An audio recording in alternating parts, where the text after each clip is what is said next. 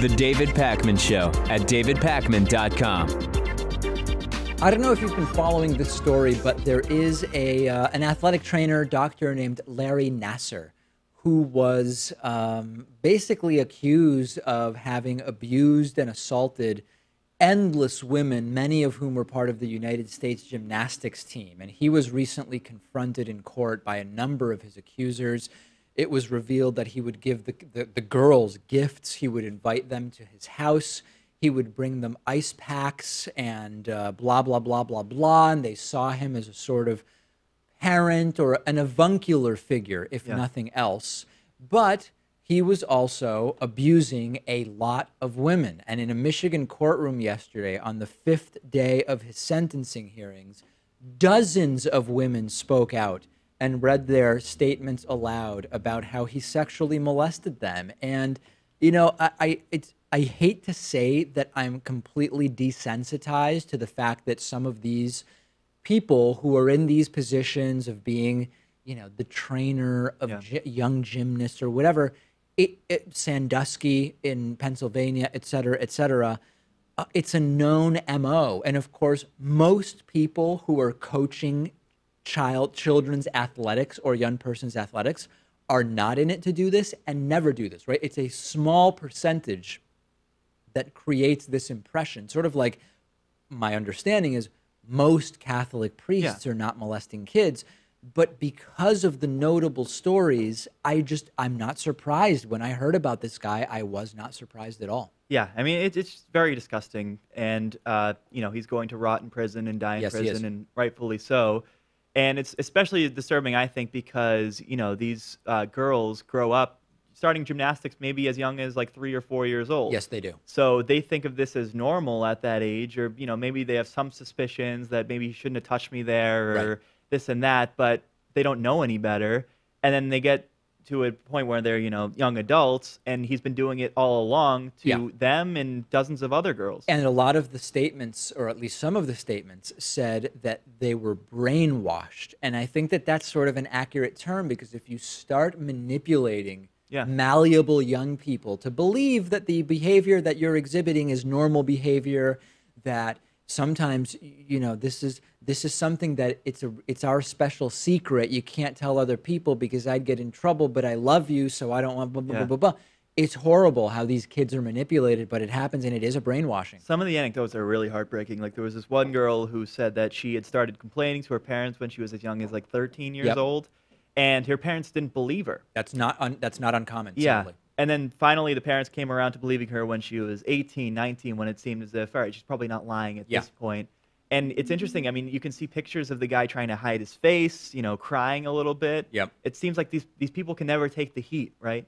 Part of the parent thing I find interesting, because part of the denials from parents, there's all these stories about when if a parent is abusing a kid.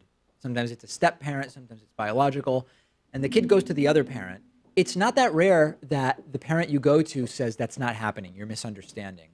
And part of it is this sort of dissonance that exists because the parent doesn't want to believe that they would be so stupid or bad or whatever adjective they assign to it to have chosen some partner that would do this to a kid. They don't want to believe that they themselves would be so whatever that they chose this trainer to be around their kid. Because if you accept that it's true, in some way you're going to blame yourself. And that, I think, is what is behind a lot of the denials when kids go to parents and say, hey, this is what's going on. Yeah, I mean, it's a headache in and of itself to find that out and have to go forward with it. Maybe you confront the other parent or do what you have to do going forward. But then there's also that dissonance that you mentioned, which is that I am in some way indirectly responsible for this because of the choices that I've made. No doubt. And that's very hard to deal with. And one other element to it is probably also some extent of, well, I know that this happens, but it's not going to be with my kid. And that also may create, you know, some of what it is that allows these situations to go on. And unfortunately, kids in general aren't necessarily trustworthy. I mean, you can't use their testimonies in court. That's been an issue because, and I recently read something about how child testimony can be so heavily influenced by how questions are asked, the order in which they're asked, and it's actually a very interesting and sort of sad world of developing protocol for how to not interrogate but interview children around crimes without, or at least reducing the possibility of influencing their answers in a way Yeah, that their imaginations are so big. not accurate. Yeah. Okay, there is a movement that would regulate cigarettes in a way that would reduce their addictiveness by reducing the amount of nicotine in the cigarette, but by virtue of that would make it so that big tobacco might be able to flourish and go on even longer than some of us believe it might go on. I hope and believe that it is an eventually dying industry. I don't know for sure that that's the case, but I hope it is.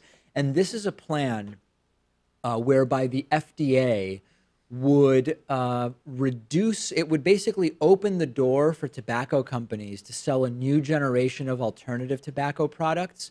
And so it would allow them to possibly survive or even grow. But it might, I guess, reduce the addictive nature of the cigarettes by reducing how much nicotine is in them and make it more of a, I guess they want to frame it as a harmless recreational type of thing. Yeah. Although it's not, the nicotine is what keeps you addicted, but it's a lot of the other stuff in the cigarettes that's actually unhealthy. Like the nicotine keeps you Nicotine's coming not that back. harmful, I don't think. It's not as harmful, but it's the tar and the additives and all of the other stuff that's in the cigarettes. So it's a proposal which is putting the FDA in the middle of this debate over, do you want reduced risk or harm reduction, right? Given that cigarettes are legal and people are going to smoke, do we want to regulate cigarettes in such a way to make the least harmful stuff available? Or do we want to try to get people off smoking altogether and make this stuff illegal? And it's a long time debate. I don't know if it will ever be sorted out, but at least that's a proposal that's out now. I'm a little worried about it because I think that if you just reduce the nicotine levels in cigarettes, people are still going to want to get their fix, right? And they may still buy it and they may still support the industry in the short term, but maybe instead of just having one cigarette, they're having 2 or 3 because they're really seeking out that nicotine high or whatever you call it. Sure. So then they're ingesting all these horrible chemicals at a faster rate than they were before. Well, faster rate if you're consuming much more of the stuff. The other part of the idea is the development of a product called IQOS, IQOS, which is a pen-like device. And the idea is in the same way that with pot, you can vape rather than smoking, where you're picking a particular temperature where you're not burning and breathing in smoke. Anyway, the idea, I don't know exactly. You're heating it up to a point where it basically vaporizes. Yeah. Same idea with this. So the idea would be like Marlboro, for example, with this product. They would vaporize a less addictive tobacco. So you would have less nicotine and you would be not burning stuff, which burning anything is bad for the lungs.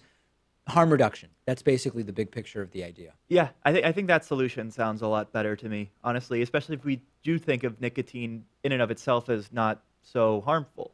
I mean, you don't want to be addicted to anything, obviously, but I'm much more concerned about the carcinogens and the other chemicals that you have in cigarettes. And also, I think if you ban it outright, then you're going to have a black market. I mean, millions of people are already addicted to cigarettes, and they're going to find one way or another to obtain them. Sadly, you already do have a black market, but it's mostly based around avoiding state taxes, so it's a sort of a different scenario for sure. Yeah. There's a Michigan man who has been charged after he made threatening calls to CNN's headquarters in Atlanta, telling CNN employees that he was going to, quote, gun you all down, according to court documents that were obtained yesterday by ABC News. The guy's name is Brandon Griesmer of Novi, Michigan. He made at least 22 phone calls to CNN's public phone number on January 9 and 10. He made death threats. He accused it of being fake news. And of course, immediately when you hear that, the assumption is, well, this guy is a right-wing Trumpist. And honestly, it doesn't matter. Anybody who makes these threats should be prosecuted. He's being prosecuted. But I don't want to ignore the antagonism from the current administration against media. It's bound to have that. We've talked about stochastic terrorism, right? If you have a big enough audience and you say, someone's got to take care of fake news CNN, you're not going to be legally liable if an individual decides to, quote, take care of CNN. But statistically, it's predictable that some person is probably going to act on what it is that you're saying, and that's what we saw here. Yeah, and then if he was to act on this, the question is, to what extent can Donald Trump and others be blamed? Because if they're perpetrating this whole story about how CNN's fake news, and someone acts upon it because they think there is an injustice going on in the world, and they take justice into their own hands to make up for it. What they see as justice. Yeah, I mean, is Donald Trump responsible in any way? I don't think so. No, and I Yeah. think that's the danger of quote stochastic terrorism, Right. which is like when Glenn Beck was ranting about the Tides Foundation, and then Oh, yeah. that guy got guns and was going to shoot up the Tides Foundation, and we found out he listens to Fox News and Glenn Beck. Any reasonable person understands where he got the idea, but it's not like Glenn Beck is legally liable for that. Or the other example is Bill O'Reilly and Tiller the baby killer. so Tiller we the called baby him, killer, and then yeah. someone went out and enacted And actually on it killed the and guy. killed Yeah, yeah. it's absolutely horrible, and we've got to. Oh, and by the way, I don't want to forget the guy also made anti-Semitic statements on the phone to CNN. Obviously, course, right? yeah. I mean, why? If you're going to call someone and start threatening them over the phone, why not throw in some anti-Semitic comments? It's kind of par for the course. This has a real impact, right? That's the idea, which is fake news claims are not only distorting people's understanding of the media landscape, it is also having the effect that it can motivate people to feel justified in actually taking real-world action against media outlets on the basis that they are, quote, fake news in their mind. Yeah, I mean, it wouldn't surprise me, too, that this guy doesn't actually know what fake news is. Oh, of course. I'm sure he's probably in that group of 42% of Republicans Yeah. who think that any news that's accurate but that they disagree with Yep. qualifies as fake news. Yes, indeed. And even if, there's a false story that gets reported, it's not fake news if they come out later and say Yeah. that we were wrong and make Yes, up of for course. it. It Fake news be has a very intended to deceive. specific definition, and that definition has become almost as meaningless as calling someone a regressive, where it has become so expanded that it has effectively become devoid of all Useless, meaning yeah. at this point. Totally useless. I was actually at the CNN headquarters, which he targeted just last month. Oh, you went there when you were on your road trip down there? I went to the lobby, and it's Oh, just like okay. a big food court, and then you can pay like something like $30 to take a tour. But I checked on Does not Yelp. seem worth it. Yeah, I checked on Yelp, and apparently you just like walk down a hallway, and you can like look into the control room and see some of the studios from the outside. Yeah. And then you end up in a gift shop somewhere, and it just did not seem worth it to me. I think it was the right choice not to pay the $30 for the tour. I'm glad Yeah. you did that. Yeah, and with my time, I went to the Martin Luther King Museum instead. I would recommend that. Better use of time. Better use of time. No doubt about it. That's it for the bonus show. Thanks to everybody. The David Pakman Show at davidpakman.com.